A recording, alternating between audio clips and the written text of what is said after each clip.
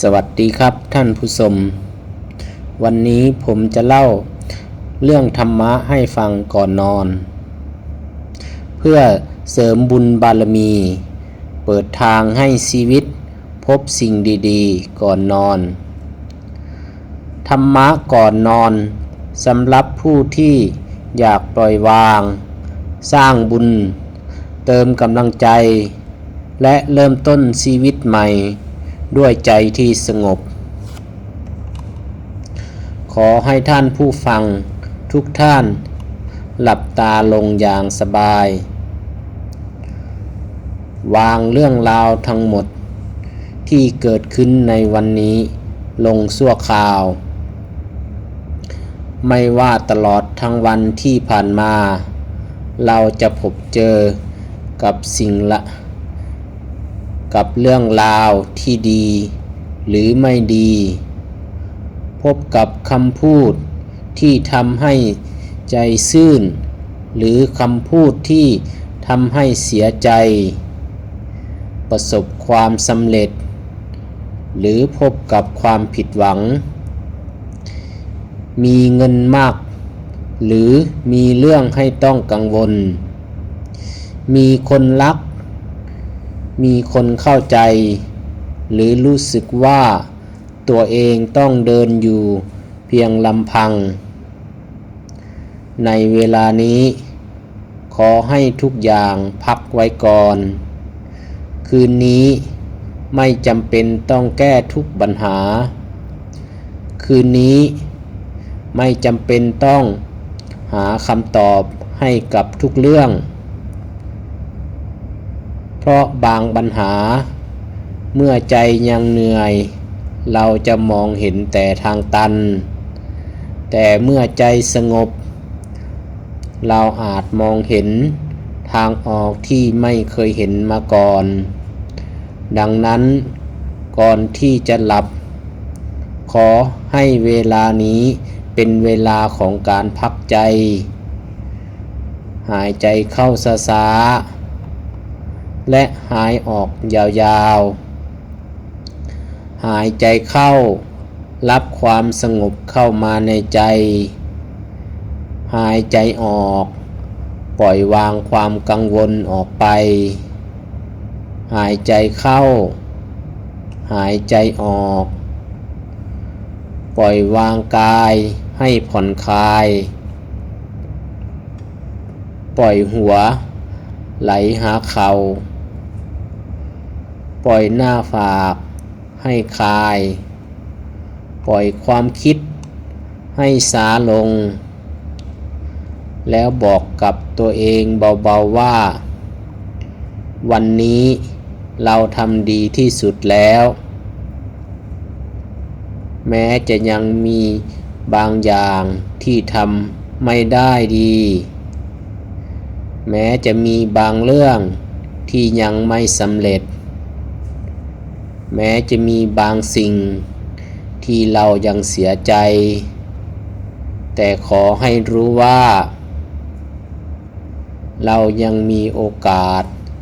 เริ่มต้นใหม่ในวันพรุ่งนี้ชีวิตของคนเราไม่ได้ตัดสินกันเพียงวันเดียววันที่ผิดพลาดไม่ได้หมายความว่าเราจะผิดพลาดตลอดชีวิตวันที่ล้มเหลวไม่ได้หมายความว่าเราจะไม่มีวันประสบความสำเร็จและวันที่มืดมนก็ไม่ได้หมายความว่าพรุ่งนี้จะไม่มีแสงสว่างธรรมะสอนให้เราเข้าใจความจริงของชีวิตว่าทุกสิ่งเกิดขึ้นตั้งอยู่และเปลี่ยนแปลงไปความทุกข์ก็เปลี่ยนแปลงความสุขก็เปลี่ยนแปลงความล้มเหลวก็เปลี่ยนแปลงความสำเร็จก็เปลี่ยนแปลงไม่มีสิ่งใด อยู่กับเราเหมือนเดิมตลอดไปเพราะฉะนั้นหากวันนี้ชีวิตกำลังพบกับความลำบากอย่าเพิ่งตัดสินว่าชีวิตของเราจะเป็นเส้นนี้ตลอดไปจงอดทนจงสร้างเหตุที่ดีจงรักษาใจให้ดีและค่อยๆเดินต่อไปเพราะชีวิตที่ดีไม่ได้เกิดขึ้นจากโชคเพียงอย่างเดียวแต่เกิดจากเหตุที่เราสร้างขึ้นในแต่ละวันคำว่าบุญในทางธรรมะไม่ใช่เพียงสิ่งที่เราทำแล้วหวังว่าจะได้สิ่งใดสิ่งหนึ่งกลับคืนมาบุญคือการทำให้จิตใจสะอาดขึ้นบุญคือการลดความโลภลดความโกรธลดความหลงบุญคือการรู้จักให้อภัยรู้จักช่วยเหลือรู้จักพูดดีคิดดีทำดี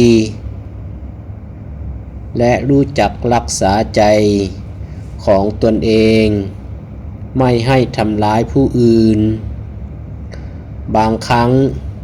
บุญที่ยิ่งใหญ่อาจไม่ใช่การทำสิ่งที่ใหญ่โตแต่อาจจะเป็นเพียงการที่วันนี้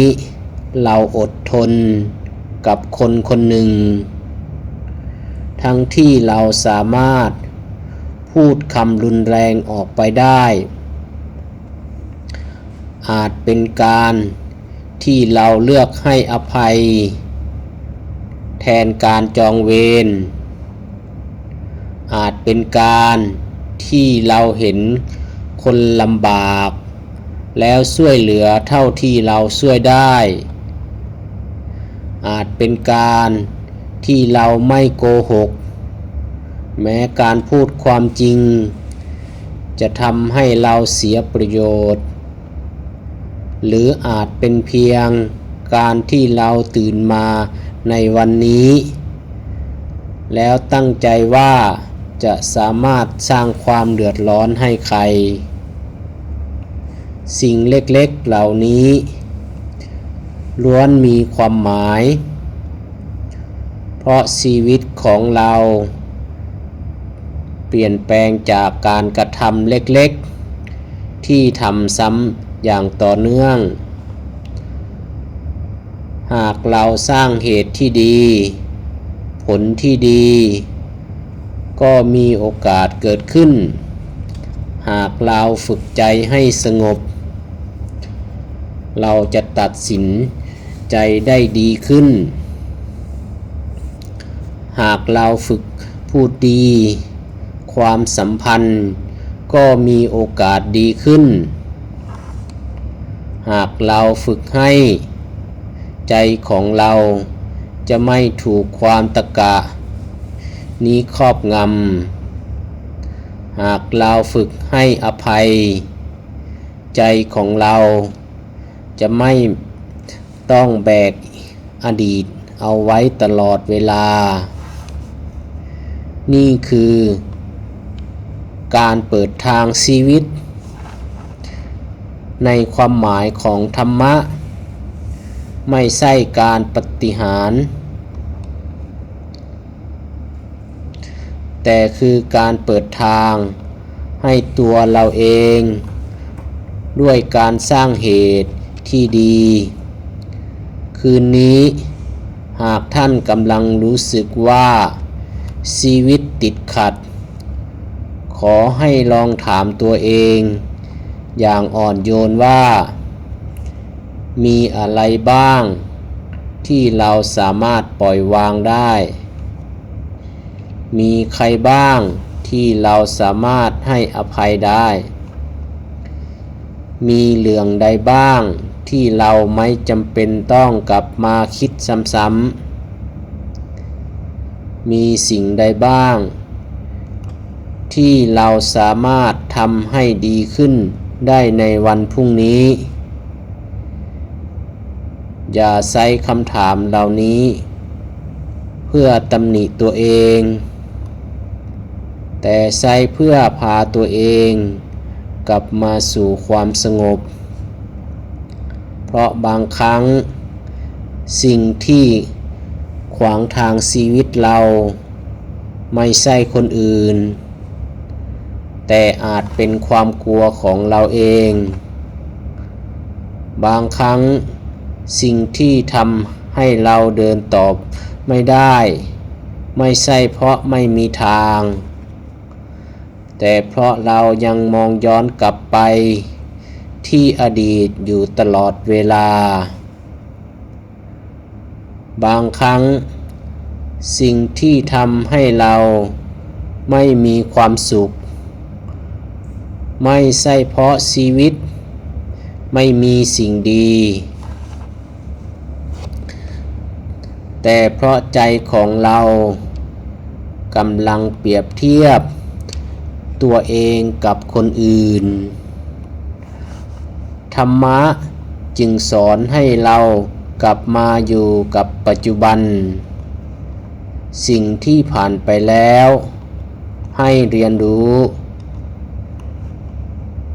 สิ่งที่ยังมาไม่ถึงให้เตรียมตัวส่วนสิ่งที่อยู่ตรงหน้า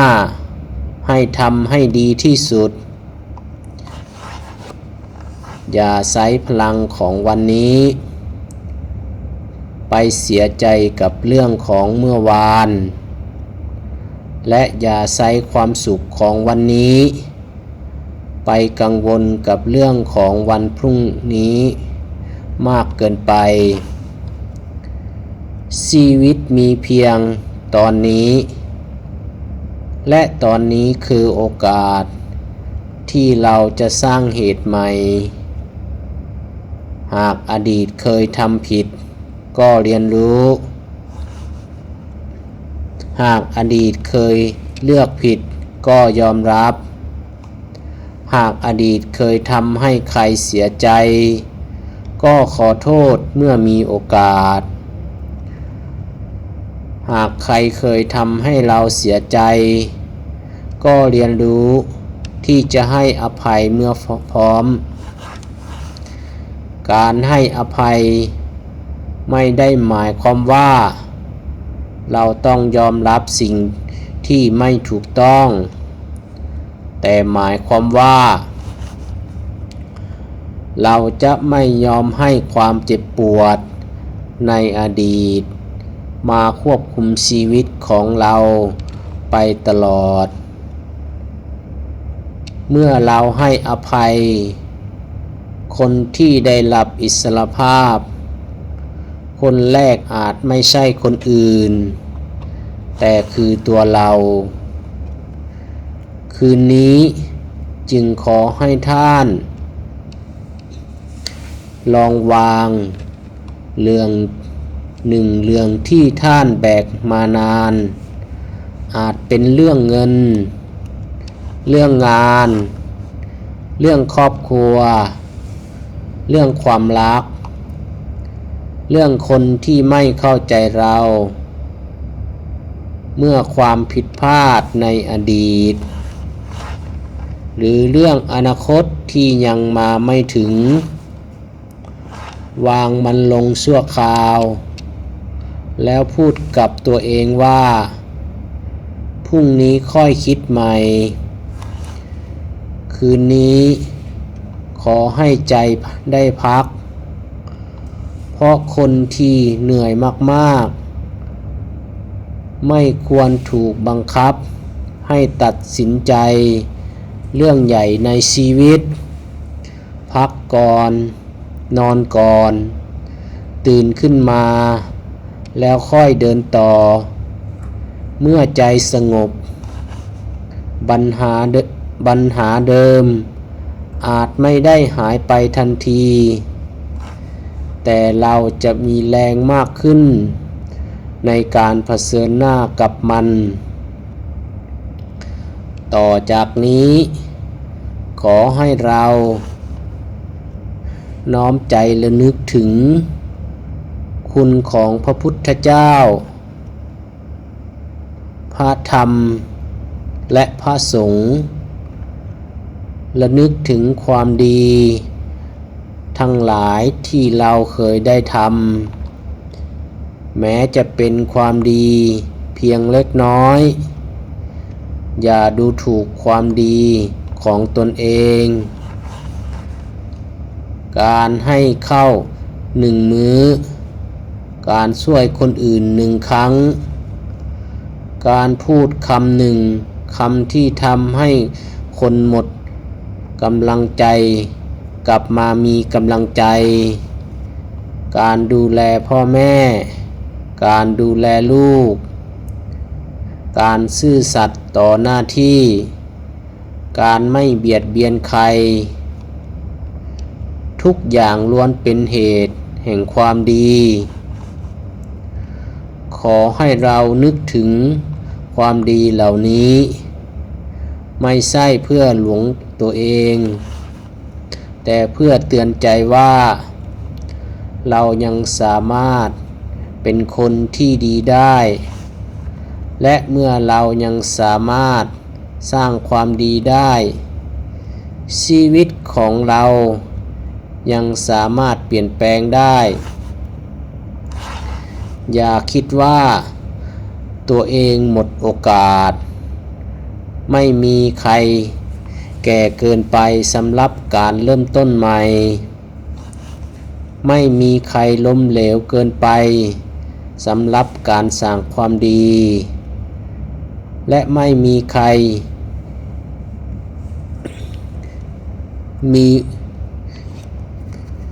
มีอุดมไม่มีโอกาสพบแสงสว่างหากวันนี้ยังมีลมหายใจก็ยังมีโอกาสหากยังตื่นขึ้นมาได้ในวันพรุ่งนี้ก็ยังมีโอกาสที่จะพูดดีขึ้น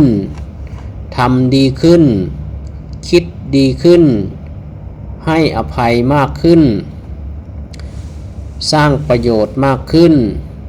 และดูแลใจตัวเองมากขึ้นขอให้คืนนี้เป็นคืนที่เราหยุดวิ่งตามความกังวลหยุดเปรียบเทียบตัวเองกับผู้อื่นหยุดถามว่าทำไมชีวิตเราไม่เหมือนคนอื่นเพราะแต่ละคน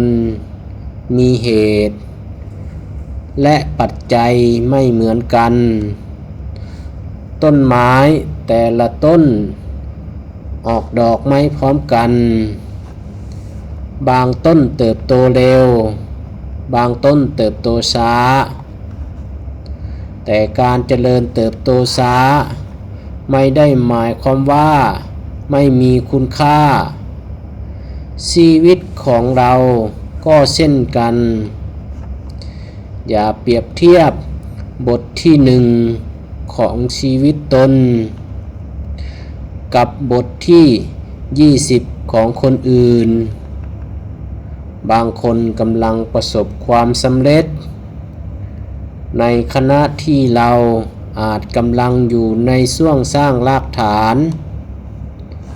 และรากฐานที่แข็งแรงมักมองไม่เห็นจากภายนอกขอให้เราทำหน้าที่ของเราให้ดีที่สุดทำวันนี้ให้ดีสร้างเหตุให้ดีส่วนผลจะเกิดขึ้นเมื่อใดให้ธรรมชาติของเหตุและผลเป็นผู้ทำหน้าที่ของมันเมื่อเราทำดีไม่จำเป็นต้องค่อยประกาศให้ทุกคนรู้ เมื่อเราช่วยใครไม่จำเป็นต้องรอคำขอบคุณ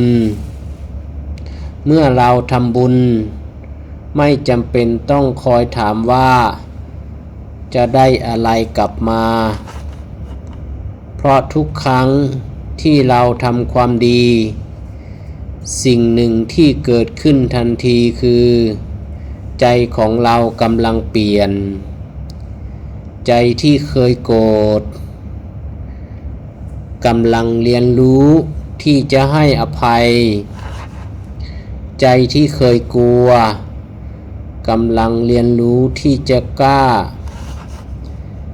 ใจที่เคยเห็นแก่ตัวกำลังเรียนรู้ที่จะให้ใจที่เคยวุ่นวายกำลังเรียนรู้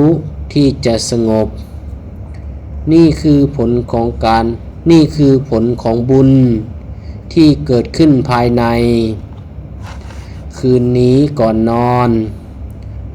ขอให้เราตั้งจิตอธิษฐานด้วยความสงบไม่ใช่การขอให้ทุกอย่างเป็นไปตามใจเราแต่เป็นการตั้งใจสร้างเหตุที่ดีขอให้เรามีสติขอให้เรามีปัญญาขอให้เรามีกำลังใจขอให้เรามองเห็นที่สิ่งที่ควรทำขอให้เรารู้จักปล่อยวางสิ่งที่ควรปล่อยขอให้เรามีความอดทนต่อสิ่งที่เราใช้เวลาและขอให้เรามีกำลังสร้างชีวิตของตนเองด้วยความดีจากนี้ไปหากมีโอกาสสวัสดีเข้ามาขอให้เรามองเห็นหากมีคนดีเข้ามาขอให้เรารักษาไว้หากมีโอกาสสร้างประโยชน์ขอให้เราไม่ลังเลที่จะทำหากมีอุปสรรคขอให้เรามีปัญญาแก้ไขหากมีความผิดหวังขอให้เราไม่หมดศรัทธาในชีวิตหากมีความสำเร็จขอให้เราไม่หลงลืมความดีและหากวันนี้เรามีมากขึ้นขอให้เรายิ่งรู้จักแบ่งปันเพราะความเจริญที่แท้จริงไม่ใช่เพียงมีทรัพย์มากขึ้นแต่คือการมีใจที่กว้างขึ้นมีความเมตตามากขึ้นมีสติมากขึ้นมีปัญญามากขึ้นและมีความสุขที่ไม่ต้องขึ้นอยู่กับสิ่งภายนอกมากเกินไปขอให้ท่านผู้ฟังทุกคนได้เข้าใจว่าโชคที่ดีที่สุดคือการมีสติบุญที่ดีที่สุดคือการทำความดีด้วยใจบริสุทธิ์ทรัพย์ที่ดีที่สุดคือทรัพย์ที่เราใช้สร้างประโยชน์ความสุขที่ดีที่สุดคือความสุขที่เกิดจากใจที่รู้จักพอและทางชีวิตที่ดีที่สุดคือทางที่เราเดินไปโดยไม่เบียดเบียนตัวเองและผู้อื่นต่อไปนี้ขอให้เราน้อมใจเข้าสู่การแผ่เมตตาหายใจเข้าอย่างช้าๆหายใจออกอย่างสบายนึกถึงตัวเองคนที่ผ่านเรื่องราวมากมายคนที่เคยผิดพลาดคนที่เคยเสียใจคนที่เคยร้องไห้คนที่เคยเหนื่อยและคนที่ยังคงพยายาม อยู่จนถึงทุกวันนี้ขอให้เราพูดกับตัวเองว่าขอให้ตัวฉันมีความสุขขอให้ตัวฉันมีความสงบขอให้ตัวฉันมีสุขภาพกายและใจที่ดีขอให้ตัวฉันมีสติและปัญญาขอให้ตัวฉันมีกำลังสร้างชีวิตที่ดีขอให้ตัวฉันปล่อยวางสิ่งที่ควรปล่อยวางขอให้ตัวฉันให้อภัยกับตัวเองในความผิดพลาดที่ผ่านมาขอให้ตัวฉันเริ่มต้นใหม่ด้วยความเมตตาต่อตนเองจากนั้นนึกถึงคนในครอบครัวคนที่เรารักคนที่รักเราและแม้แต่คนที่เราเคยมีความขัดแย้งด้วยขอให้ทุกคนมีความสุขขอให้ทุกคนปลอดภัยขอให้ทุกคนพ้นจากความทุกข์ขอให้ทุกคนมีโอกาสพบสิ่งที่ดีขอให้ความโกรธความเกลียดและความอาฆาต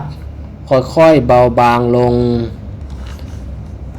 หากเราเคยทำสิ่งใดให้ใครเสียใจไม่ว่าด้วยกายวาจาหรือใจขออโหสิกรรมต่อกันหากใครเคยทำให้เราเสียใจขอให้เราค่อยๆปล่อยวางไม่จำเป็นต้องลืมทุกอย่างในคืนนี้เพียงแต่ขอให้เราไม่แบกมันหนักเท่าเดิมจากนั้นแผ่เมตตาไปยังผู้คนทั้งหลายผู้ที่เรารู้จักผู้ที่เราไม่รู้จักผู้ที่อยู่ใกล้ๆผู้ที่อยู่ไกลๆขอให้ทุกชีวิตมีความสุขขอให้ทุกชีวิตปลอดภัยและขอให้ตนเองเป็นส่วนหนึ่งของโลกที่สร้างความดีเพิ่มขึ้นแทนที่จะสร้างความทุกข์เพิ่มขึ้นคืนนี้ก่อนที่เราจะหลับขอให้จำไว้ว่าชีวิตไม่จำเป็นต้องสมบูรณ์แบบเราจึงจะมีความสุขได้ชีวิตไม่จำเป็นต้องมีทุกอย่างเราจึงจะขอบคุณได้ชีวิตไม่จำเป็นต้องไม่มีปัญหาเราจึงจะสงบได้เพียงแต่เราต้องเรียนรู้ที่จะให้ความจริงยอมรับสิ่งที่เปลี่ยนแปลงไม่ได้ลงมือทำในสิ่งที่เปลี่ยนแปลงได้และปล่อยให้เวลาทำหน้าที่ของมันบางเรื่องเวลาเท่านั้นที่จะรักษาได้ความสัมพันธ์เวลาเท่านั้นที่จะทำให้เราเข้าใจบางความสำเร็จต้องใช้เวลาบางความฝันต้องใช้ความอดทนดังนั้นอย่ารีบร้อนตัดสินชีวิตของตัวเองหากวันนี้ยังไม่ถึงเป้าหมายไม่ได้หมายความว่าจะไม่มีวันหน้าหากวันนี้ยังไม่มีเงินไม่ได้หมายความว่าจะไม่มีวันสร้างฐานะได้หากวันนี้ยังไม่มีความรักที่ดีไม่ได้หมายความว่าเราจะไม่มีวันพบหากวันนี้ยังไม่ประสบความสำเร็จไม่ได้หมายความว่า เราจะล้มเหลวจงเดินต่อทีละก้าวทีละวันทีละความดีและทีละลมหายใจเมื่อเราสร้างเหตุที่ดีอย่างต่อเนื่อง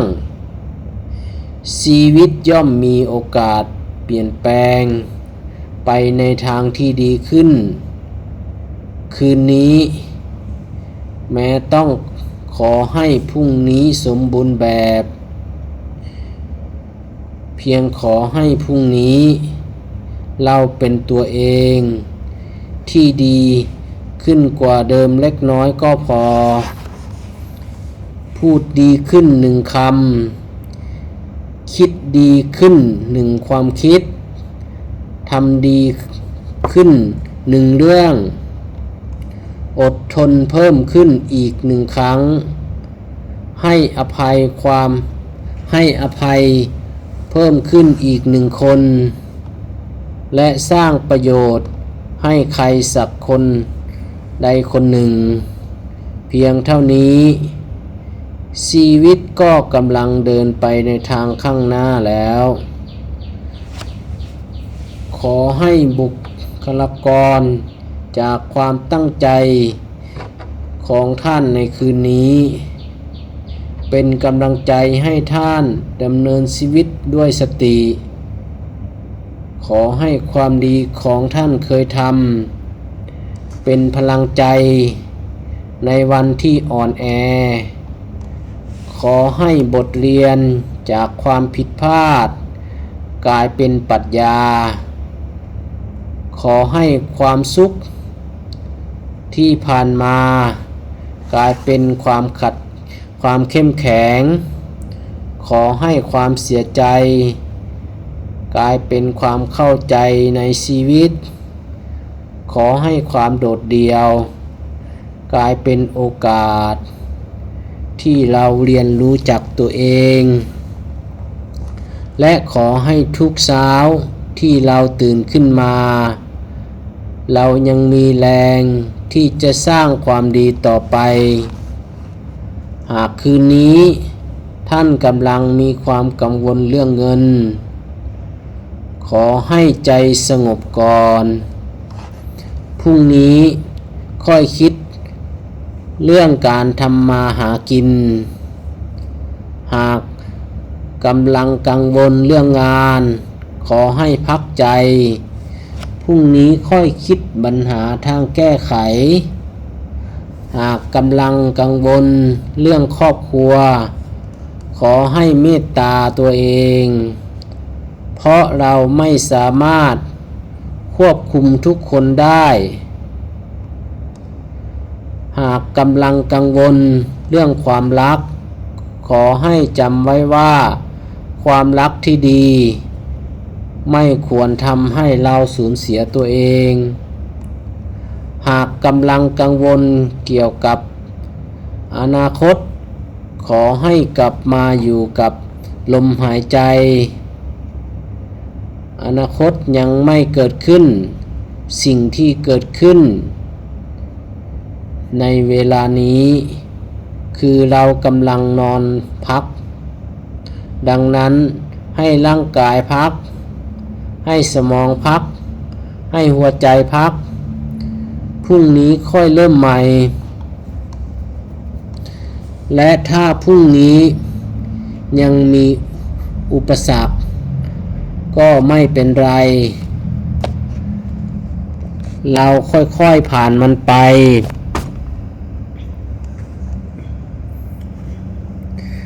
เมื่อสายน้ำที่ไหลผ่านก้อนหินไม่จำเป็นต้องแข็งแรงกว่าหินแต่เพราะน้ำไหลต่อเนื่องวันหนึ่งหินก็เปลี่ยนแปลงได้ชีวิตของเราก็เช่นกันไม่จำเป็นต้องเก่งที่สุดไม่จำเป็นต้องเร็วที่สุดเพียงอย่าหยุดสร้างเหตุที่ดีวันละเล็กวันละน้อยและวันหนึ่ง เราจะหันกลับมาเห็นว่าตัวเราในวันนี้เดินมาไกลจากตัวเราในวันวานมากมายขอให้คืนนี้เป็นจุดเริ่มต้นของใจที่เบาขึ้นวางความโกรธลงวางความกลัวลงวางความเสียใจลงวางความคาดหวังลงและเหลือไว้เพียงความตั้งใจว่าพรุ่งนี้ฉันจะทำความดีอีกครั้งหายใจเข้าฉันกำลังเริ่มต้นใหม่หายใจออกฉันกำลังปล่อยวางอดีตหายใจเข้าฉันเปิดใจรับสิ่งดีๆหายใจออกฉันปล่อยสิ่งที่ไม่จำเป็นออกจากชีวิตหายใจเข้าฉันเลือกความสงบหายใจออกฉันเลือกความเมตตาฉันเลือกทำความดีหายใจออกฉันเลือกให้อภัยและเมื่อใจเริ่มสงบขอให้เราน้อมระลึกว่าสิ่งดีๆที่เข้ามาในชีวิตบางครั้งไม่ได้มาในรูปแบบของเงินอาจมาในรูปแบบของคนดีโอกาสดีความคิดดีสุขภาพที่ดีครอบครัวที่เข้าใจกันงานที่เหมาะสมหรือแม้แต่การที่เราตื่นมาแล้วรู้สึกว่าใจของเราสงบกว่าเมื่อวาน อย่ามองข้ามความสุขเล็กๆเพราะความสุขเล็กๆที่เกิดขึ้นทุกวันสามารถกลายเป็นชีวิตที่มีความสุขขอให้เราเรียนรู้ที่จะขอบคุณลมหายใจขอบคุณร่างกายขอบคุณอาหารขอบคุณบ้านขอบคุณคนที่รักเราขอบคุณคนที่สอนบทเรียนให้เราแม้บางบทเรียนจะเจ็บปวดเพราะทุกสิ่งที่ผ่านเข้ามาล้วนมีบางอย่างให้เราเรียนรู้บางคนเข้ามาเพื่อรักษาบางคนเข้ามาเพื่อสอนเราบางคนเข้ามาเพื่อทดสอบเราและบางคนเข้ามาเพื่อให้เราเรียนรู้ว่าเราควรรักษาและดูแลตนเองอย่างไรเมื่อเข้าใจเส้นนี้เราจะไม่ต้องเกลียดทุกคนที่เคยทำให้เราเจ็บ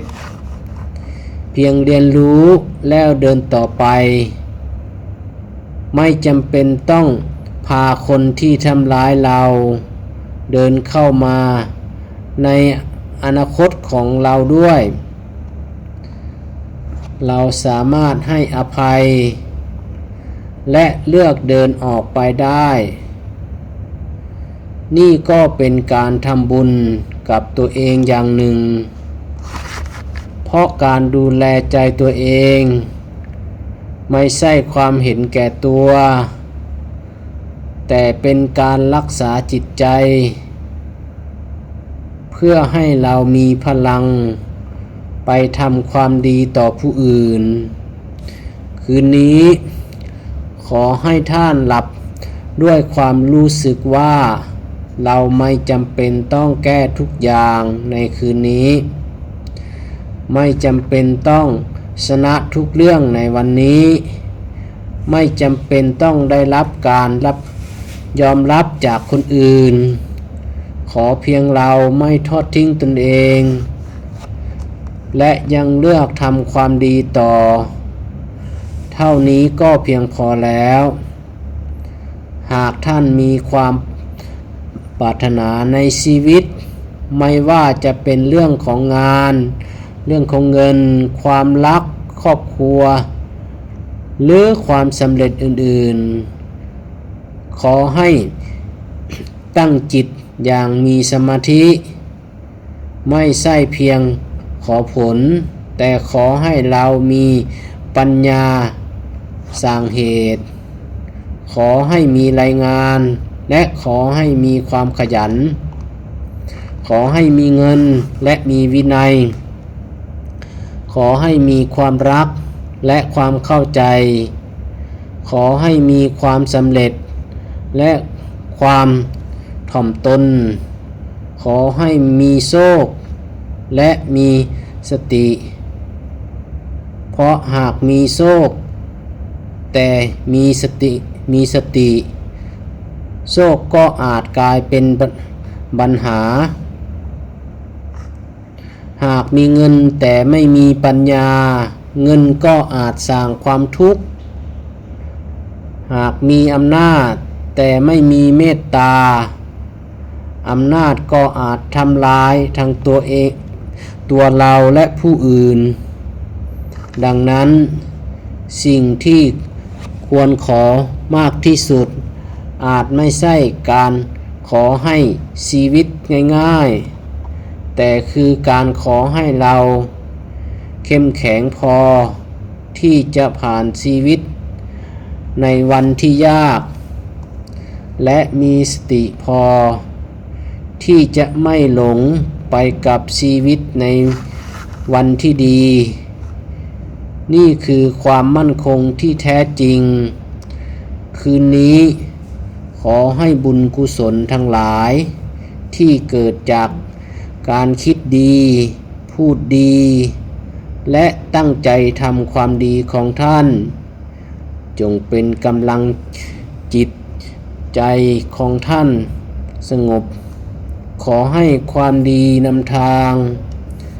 ขอให้สติคุ้มครองขอให้ปัญญานำพา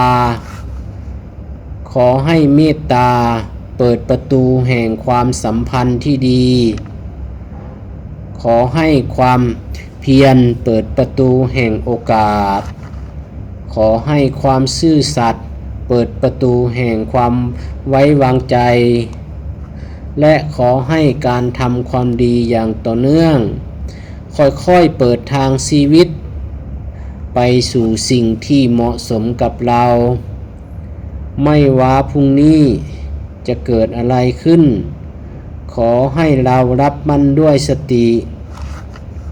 ถ้าเจอเรื่องดีให้ขอบคุณ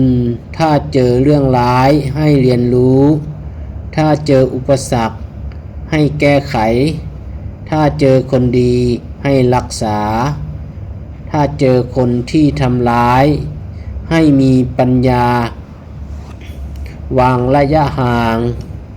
และถ้าเจอตัวเองในวันที่อ่อนแอให้เมตตาต่อตัวเองเพราะเราเป็นมนุษย์เราสามารถ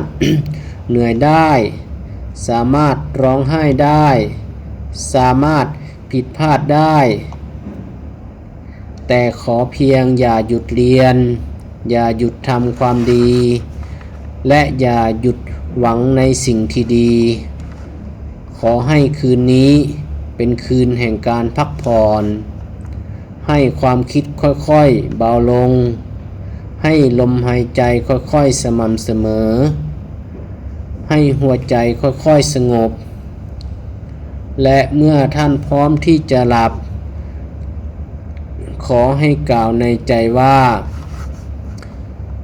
สิ่งใดที่ผ่านไปแล้วฉันขอปล่อยวางสิ่งใดที่ยังมาไม่ถึงฉันจะไม่กังวลเกินเหตุสิ่งใดที่ฉันสามารถทำได้พรุ่งนี้ฉันจะทำให้ดีที่สุดฉันให้อภัยตัวเองฉันให้อภัยผู้ที่เคยทำให้ฉันเจ็บฉันขอเริ่มต้นใหม่ฉันขอเลือกความดี ฉันขอเลือกความสงบฉันขอเลือกชีวิตที่ดีและสุดท้ายฉันขอขอบคุณชีวิตที่ยังให้โอกาสฉันได้เริ่มต้นใหม่อีกครั้งขอให้ท่านหลับอย่างมีสุขขอให้จิตสงบขอให้ความเหนื่อยล้าค่อยๆคลายขอให้ความกังวลค่อยๆเบาลงขอให้พรุ่งนี้เป็นวันที่ดีขึ้นและขอให้ทุกอย่างก้าวของชีวิตมีสติมีปัญญาและมีความเมตตาเป็นเครื่องนำทางหากมีบุญที่เราได้สร้างไว้ในอดีตขอให้บุญนั้นเป็นกำลังใจหากวันนี้เรายังสร้างบุญได้น้อยก็ไม่เป็นไรเริ่มจากพรุ่งนี้เริ่มจากสิ่งเล็กๆเริ่มจากคำพูดที่ดีเริ่มจากการให้อภัยเริ่มจากการช่วยเหลือเริ่มจากการไม่เบียดเบียนเริ่มจากการดูแลคนในครอบครัวและเริ่มจากการดูแลหัวใจของตัวเองบุญไม่จำเป็นต้องรอวันพิเศษเราสามารถสร้างบุญได้ทุกวันทุกลมหายใจที่มีสติคือโอกาสทุกคำพูดที่มีเมตตาคือโอกาสทุกการกระทำที่ไม่เบียดเบียนคือโอกาสทุกครั้งที่เราเลือกความดีคือการเดินบนเส้นทางที่ดีดังนั้นอย่ารอให้ชีวิตสมบูรณ์แบบก่อนจึงจะมีความสุขจงสร้างความสุขจากสิ่งที่มีสร้างบุญจากโอกาสที่มีและสร้างชีวิตจากวันนี้คืนนี้พักเถิดวางทุกอย่างลงพรุ่งนี้ค่อยเริ่มใหม่ชีวิตยังไม่จบเรื่องราวยังไม่จบโอกาสยังไม่จบความหวังยังไม่จบและความดีของเรายังสร้างต่อไปได้เสมอขอให้ทุกท่านมีความสุขมีความสงบมีสติมีปัญญามีความเมตตามีความอดทนและมีกำลังใจในการดำเนินชีวิตขอให้สิ่งดีๆค่อยๆเข้ามาในชีวิตตามเหตุและปัจจัยที่เหมาะสมขอให้เราเป็นผู้สร้างเหตุที่ดีมากกว่ารอคอยผลจากโชคขอให้เราเป็นผู้ให้มากกว่าผู้เรียกร้องขอให้เราเป็นผู้ให้อภัยมากกว่าผู้จองเวรขอให้เราเป็นผู้สร้างสัมพันธ์มากกว่าผู้สร้างความขัดแย้งและขอให้ทุกวันที่ผ่านไปเราเป็นคนที่ดีขึ้นทีละน้อยบัดนี้ขอให้ท่านหลับตาอย่างสบายหายใจเข้าหายใจออกไม่ต้องคิดอะไรแล้วปล่อยวางในใจให้ว่างปล่อยวางกายให้พักปล่อยความเหนื่อยล้าทั้งหมดลงคืนนี้ขอให้หลับด้วยใจที่เบาตื่นขึ้นมาด้วยใจที่สดใสและเริ่มต้นวันใหม่ด้วยความหวังความดีและสติขอให้บุญรักษาขอให้ธรรมะคุ้มครองจิตใจขอให้ความดีนำทางชีวิตและขอให้ท่านพบเจอแต่สิ่งที่เกื้อกูลต่อชีวิตขอให้มีโอกาสที่ดีเข้ามาขอให้พบคนที่ดีขอให้มีสติเมื่อพบอุปสรรคขอให้มีปัญญาเมื่อพบปัญหา ขอให้มีความเข้มแข็งเมื่อพบความทุกข์และขอให้มีความอ่อนโยนเมื่อพบความสุขคืนนี้หลับเถิดพักเถิดวางทุกอย่างลงเถิดพรุ่งนี้เราจะเริ่มต้นใหม่อีกครั้งด้วยหัวใจที่เบากว่าเดิม